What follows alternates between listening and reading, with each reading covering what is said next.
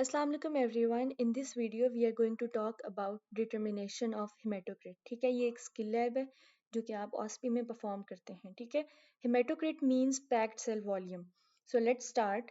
सबसे पहले आपको पता होना चाहिए कि हेमेटोक्रिट क्या होता है। हेमेटोक्रिट होता है कि आपका जो रेड ब्लड सेल है वो कितना वॉल्यूम ऑफ ब्लड कैरी करता है इन फॉर्म ऑफ परसेंटेज। इसको हम कहते हैं हेमेटोक्रिट, यानी कि percentage of volume of blood occupied by RBC. एक आरबीसी के अंदर कितना percent volume of blood present है। ठीक है, इसको अगर हमने कैलकुलेट करना है तो वो हमारा हेमेटोक्रिट है। और हम हेमेटोक्रिट क्यों कैलकुलेट करते हैं?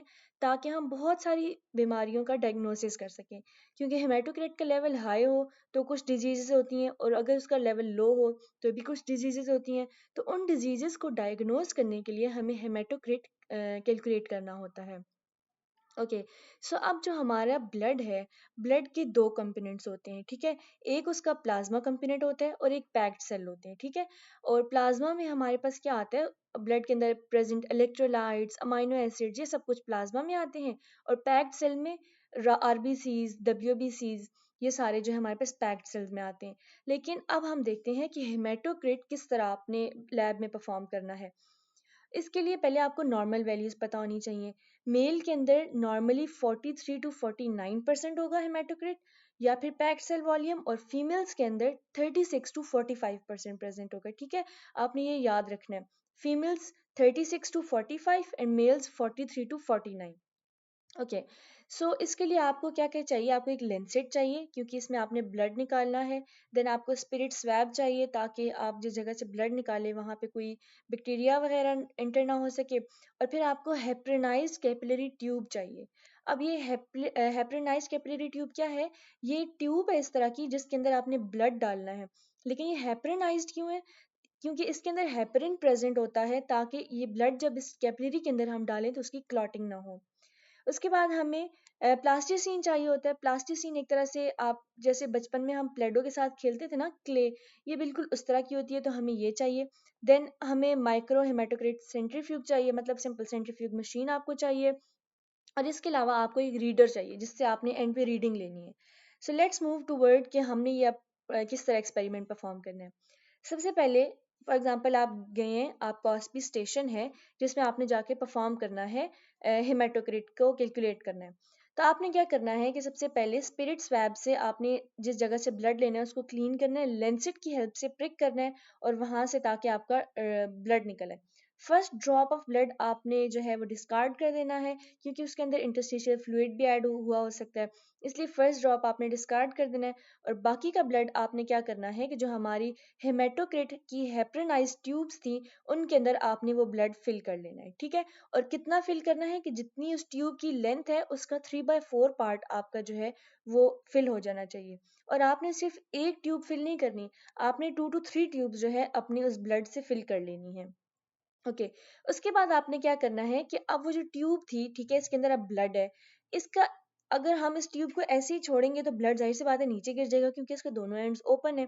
तो हमने क्या करना है कि इसके एक एंड पे जो हमने प्लास्टिसीन कहा था, जिसको मैं आपको क्ले की एग्जांपल दे रही थी, वो आपने यहाँ पे आखिर में स्टिक कर देनी है। वो क्ले जब इधर स्टिक हो जाएगी तो ब्लड यहाँ से नीचे नहीं गिरेगा। ठीक है, तो और दूसरा एंड आपने ओपन ही रखना है। उसके बाद क्या करना है कि आपने सेंट्रीफ्यूग मशीन के अंदर जो है अपना वो ब्लड वाला जो ट्यूब है, हेपरिनाइज ट्यूब, वो रखनी है। और उसमें आपको पता है सेंट्रीफ्यूग में जब भी कोई आप चीज़ रखेंगे तो उसको बैलेंस करने के लिए उसके ऑपोजिट भी उसी तरह की सेम वेट की ट्यूब आपने रखनी होती है। इट मीन्स कि दो ट्यूब्स आपने ऑपोजिट डायरेक्शंस पे रख ली। अब ट्यूब रखने के लिए एक आपको चीज़ पता होनी चाहिए, वो ये कि हमने इस ट्यूब का एक एंड ओपन है और दूसरा एंड के ऊपर हमने एक क्ले लगाई थी। तो जो क्ले वाला एंड है उसको हमने आउटसाइड में रखना है। ठीक है, आउटसाइड ऑफ द चैम्बर रखना है, सेंटर से दूर। ठीक हो गया, और जो ओपन एंड है उसको हमने सेंटर की तरफ रखना है। इस तरह हमने उसको सेंट्रीफ्यूग मशीन के अंदर रख दिया। अब क्या होगा कि ये सेंट्रीफ्यूग मशीन हमने 5 मिनट्स के लिए चलानी है। और कितनी स्पीड में चलानी है? 30,000 रेवोल्यूशन पर मिनट। ठीक है, 5 मिनट्स के लिए चलानी है 30,000 रेवोल्यूशन पर मिनट। अभी तक हमने क्या क्या किया? हमने सबसे पहले ब्लड लिया, हेपरनाइज ट्यूब में उसको डाला, 2-3 ट्यूब्स फिल की, और फिर उनका एक एंड हमने प्लास्टिसिन से सील कर दिया और उसको हमने सेंट्रीफ्यूग मशीन के अंदर डाल के 5 मिनट्स के लिए 30,000 रेवोल्यूशन पर मिनट पे हमने सेंट्रीफ्यूग ऑन कर दिया। अब जब हम ये सेंट्रीफ्यूग में ये पूरा रोटेट करता रहेगा, at the end of 5 minutes हमने इसको निकाल लेना है। जब हम इसको निकालेंगे तो हमें क्या चीज़ नज़र आएगी? हमें ये नज़र आएगा कि जब हमने डाला था तब सिर्फ ब्लड था, लेकिन जब हम इसको निकाल रहे हैं तो हमें क्या नज़र आ रहा है कि इस ट्यूब के नीचे रेड कलर है, ऊपर येलो कलर है और दरमियान में एक वाइट वाइट सा कोट है। अब ये क्या चीज़ थी? सेंट्रीफ्यूगेशन के बाद हमारा जो ब्लड है वो डेंसिटी की बेस पे डिफरेंट कंपोनेंट्स में डिवाइड हो गया। सबसे नीचे रेड ब्लड सेल्स बैठ गए, प्लाज्मा ऊपर आ गया और दरमियान में हमारे पास एक बफी कोट बन गया जिसके अंदर वाइट ब्लड सेल्स और प्लेटलेट्स थे।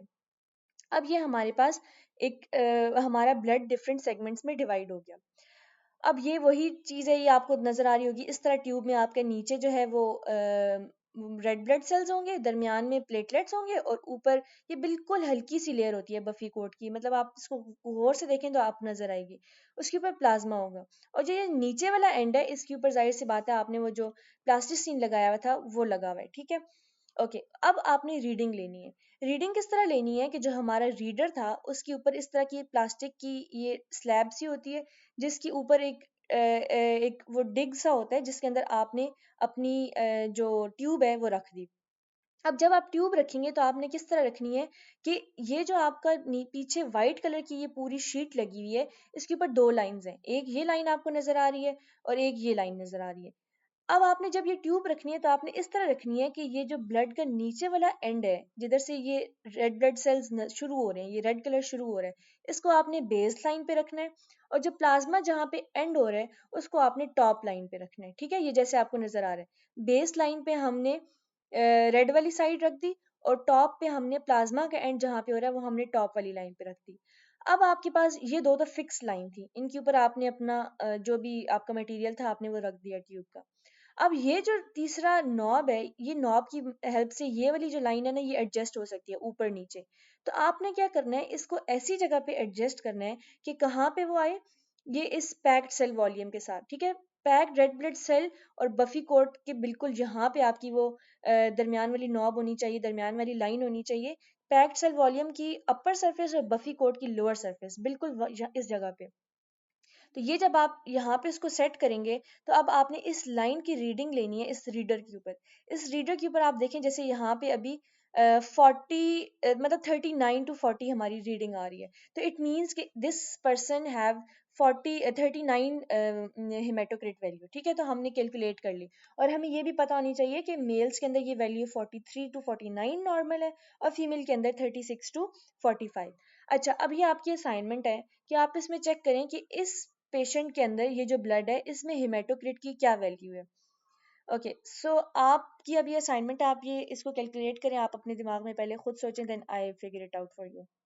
ओके, तो मैं आपको अगर इसका सोल्यूशन बताऊं, अब ये इस तरह की हमारे पास ट्यूब पड़ी है, हमने हेमाटोक्रिट की वैल्यू निकालनी है। तो पहले आप देखेंगे बेस लाइन पे रेड कलर स्टार्ट हो रहा है, ठीक है। प्लाज्मा जहाँ पे एंड हो रहा है वो अपर लाइन पे है, ठीक है।